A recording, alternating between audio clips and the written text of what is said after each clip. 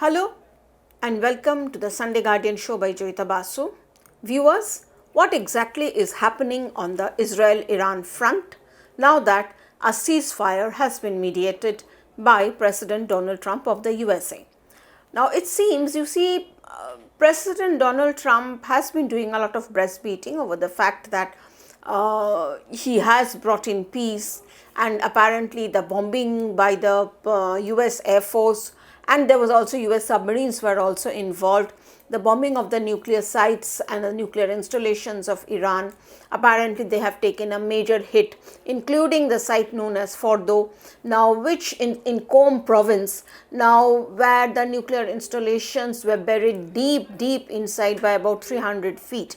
Now the B-2 bombers, they dropped the bombs in GBU-57 and apparently they destroyed and obliterated, that is the word that is being used by Mr. Trump, that these sites were obliterated by his bombers and Iran is never going to be able to revive their nuclear capabilities. Now you see, soon after that a couple of news reports came out, investigative reports came out in American mainstream media on two, one was on New York Times, there was another one on CNN, now which claimed that Department of the Defense Intelligence Agency, DIA, that is US Armies and the Pentagons, the military intelligence. Now according to DIA reports, that particular bombing of the Fordo nuclear site was not that successful, that even though the bombs reached the entrance and damaged some critical infrastructure, but it was not enough, that Iran had enough inside that site and had enough elsewhere as well, to the extent that they can revive their nuclear enrichment program, the uranium enrichment program, inside 1 to 2 months, which is frankly outrageous. So Mr. Trump has gone totally ballistic. He has been calling NYT and CNN fake, and as he does in his own style, he has been calling them fake media, and he says that I have proof that they were obliterated and all.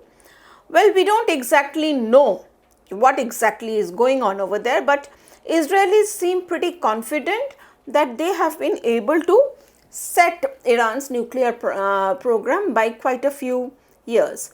Let's not forget, while Mr. Trump takes credit for the situation that Iran is right now, it is actually Israel's hard work which was capped off by Mr. Trump's bombing. So Israel should have a better idea, should know what they have been able to do, and they are pretty certain that they have been able to take out most of Iran's nuclear program ever since the bombing started. And so you see, what happens then now is that the question remains right now about around 400 kg of enriched uranium. As we know, as I have spoken about it earlier also, this 400 kg of enriched uranium has been shifted to undisclosed sites, although Israeli Prime Minister Benjamin Netanyahu, he is saying that he has a fairly good idea about where these things are stored. Well, be that as it may, but the fact is that, can Iran manufacture bombs out of it? No, they cannot. They cannot weaponize this enriched as a nuclear weapon. They cannot weaponize that enriched uranium, which anyway is to, I think, 60% enrichment, and it needs to be 90% enrichment for the weaponization or to manufacture nuclear bombs.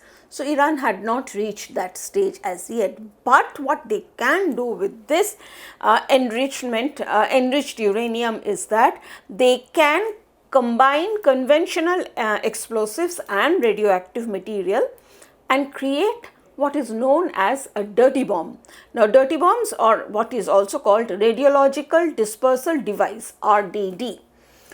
Now the question is that, will Iran dare to do that? No one really knows about it. But in the meantime, let's also not forget, this has to be seen in the context of the Iranian regime. Now Iranian regime of clerics, 1979 onwards, that this regime has stayed here. It is perhaps one of the most oppressive regimes the world has ever seen. And we all know the kind of unhappiness that is there among Iran's youth, among Iran's women. If you remember the hijab protests, the burqa, the anti-hijab protests that were going on in Iran. So there is, and when you're looking at, say for example, in voting and on, Iran, in there, people do not vote. More than 30-40% people do not vote over there. They're so disgusted with the regime, because you see, they are, whatever government they have, the clerics remain the supreme rulers. It is the government below that keeps changing, but more or less very similar to that. So they are very upset with it. Now, the question of the thing is that now this particular regime, right from the day it has come to power, it has made obliterating Israel one of its main goals. And what were the weapons they were using to obliterate Israel? Given the military capabilities, there is a huge gap in military capabilities between Iran and Israel. Israel is, I mean, super modern, technologically advanced. They have got a huge kind of, I would say, we saw with their missile defense and all, how Israel was blocking Iranian missiles. And Israel, in fact, I mean, we have been taking tech from them. We being such a big country and all, they are one of our main defense partners. So, and Iran is rickety. Plus, with the sanctions that have hit them over the years, Iran's air force, military equipment, everything is rickety. So, there is a huge gap. So, what they have been doing, they have been using terrorist proxies, Hamas in Gaza, Hezbollah in Lebanon, Houthis in Yemen, Iraqi Shia militia. So you see, this is what they have been doing. Now the question is that all these arms, or if you look at Iran as the head of an octopus, and all these terror proxies are its tentacles, Israel has been going after each tentacle and has been kind of cutting that off. As a result of which, Iran, when it comes to backing terrorism, is hugely weakened. Now its nuclear program is also weakened, and ballistic missiles also. Everything is weakened. So why isn't it possible to have a regime change now? Now, one of the reasons is that you say it still has those, their ground forces and all are still very much there. So, if you are looking at the use of military to have a regime change in Iran, there will be a street to street battle, and it's not going to be easy. And neither Israel nor America, definitely not America, is willing to go into a battle in that manner to ensure a regime change. So militarily it is not possible. The only way regime change can happen is if the people of Iran rise up in protest, which they had done earlier. But that protest also, just last year or maybe last year, but that protest also was suppressed militarily and brutally. If you remember, women died in jail, women were being attacked on the streets by Iran's moral police. So it's not easy. So does the regime stay? Yes, it stays. While Iran's command and control, meaning military command and control and their scientists, they have taken a hit. But many of them have been taken out by Israel. In fact, a decapitation operation has been carried out by Israel. But the clerics stay. So when it comes to the actual ruling part, they stay.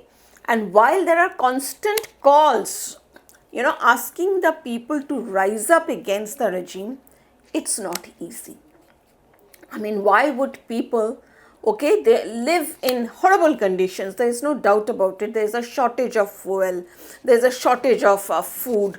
They are constantly under, they have to be very careful about the way they step out. But the thing is, you see, in modern world, unless and until people have been pushed totally to a corner, people do not generally rise up against their rulers in such a big way that they can topple them. And when anyway the state machinery is in the control of the state, total apparatus is in the hands of the clerics in this case. So I think I mean, Israelis call it an evil regime. But the fact is that it is not easy to get rid of it.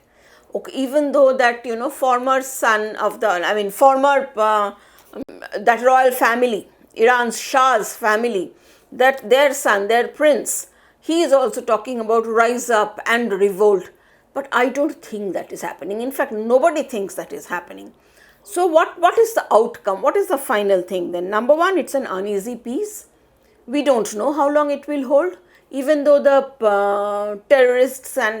all the tentacles have been weakened, but the clerics remain. Their goal remains the same, to obliterate Israel from the face of the earth. So in which way this kind of finds an expression, this desire that they have, that there will be a Persian empire, that they will be ruling that part of the world, and Israel, there won't be any Jews or anything like that, anyone like that. How that finds an expression, we do not know yet. But to think that Israel-Iran conflict, in whatever form it may be, by using proxies or by direct kinetic conflict, if we think that this ceasefire means it's over, I don't think so. It's highly unlikely. Sooner or later, this conflict may erupt. We can hope it does not. But the thing is that sooner or later, this may erupt again. Thank you for watching. Until the next time.